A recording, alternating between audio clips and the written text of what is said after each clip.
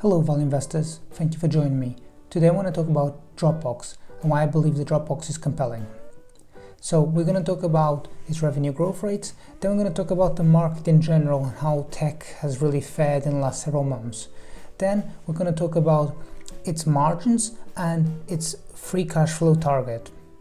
Then we're going to bring this all together and talk about its valuation. So if you haven't done so already, don't forget to check out my marketplace on Seeking Alpha. It's called Deep Value Returns. You're welcome to do a totally free trial to see if it suits you.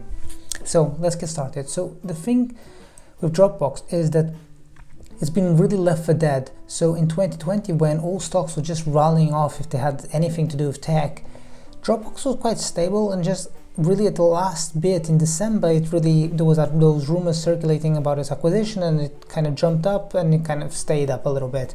But essentially, it's a company that's been left for dead, and 20% growth rates in 2020 wasn't really cutting it, and it's not that bad actually when you peel back. So you have a company that's growing in the mid-teens, so you have that very stable growth rate, and I think that investors in 2021 may come and revisit this opportunity. So another thing that I want to talk about is that Dropbox is really a storage solution, so it fits very nicely within that, whether it's a work from home or a vaccine trade. So it's really about being able to collaborate, and I know that there's a proliferation of this collaboration type of investments right now, but within this kind of ethos of a distributed team, so it's being able to work from anywhere. I think that there's an opportunity right here. So what I think that is very important and differentiates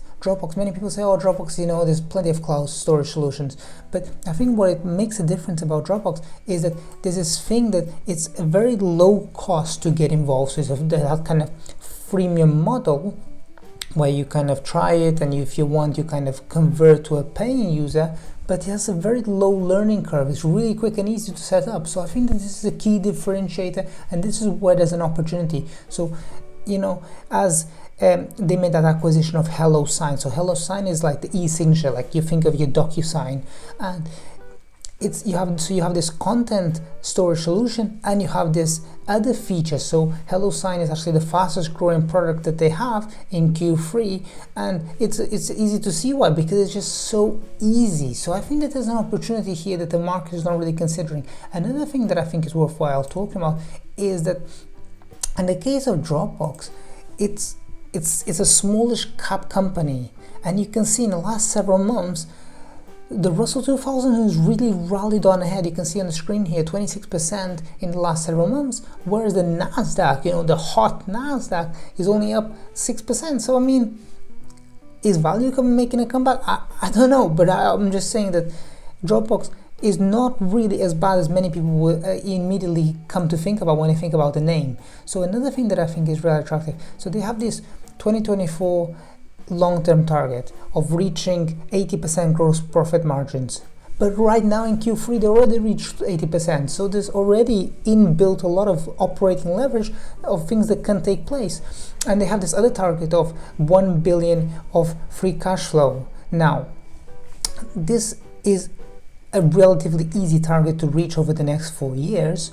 But what I wanted to drive home is that they are already making a huge plow towards these strong margins. So you see here that in Q3, its operating margin was 23%. That's 1,000 basis points higher than the same time a year ago. So they're already really kind of very close to those targets. It's going to be so easy, and the market will come back and recognize this opportunity. So there's no way that Dropbox stays valued at 9 times free cash flow for very long. Now, one thing that I want to mention is that right now, over the last 9 months of 2020, the capex has kind of come down, and that has boosted up its free cash flow. At some point, Dropbox will have to reinvest back into the business if it wants to kind of retain users. So that's something that I wanted to just mention, and I go into some detail in the article. But I think that all in all, we can see a potential here for it to make $1 billion in free cash flow by 2024.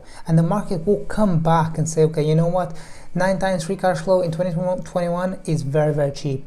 And just for completeness, I talk about Cloudera. So Cloudera is a PE similar to this, and Cloudera is priced at 5 times forward sales, whereas Dropbox is priced at just 4 times. But the difference between Cloudera and Dropbox is that Dropbox actually makes free cash flow. It's that simple. So I think that there's a lot here for you to think about. So ultimately, don't forget, check out my marketplace on Seeking Alpha. It's called Deep Value Returns. I'll tell you the stocks I own and why.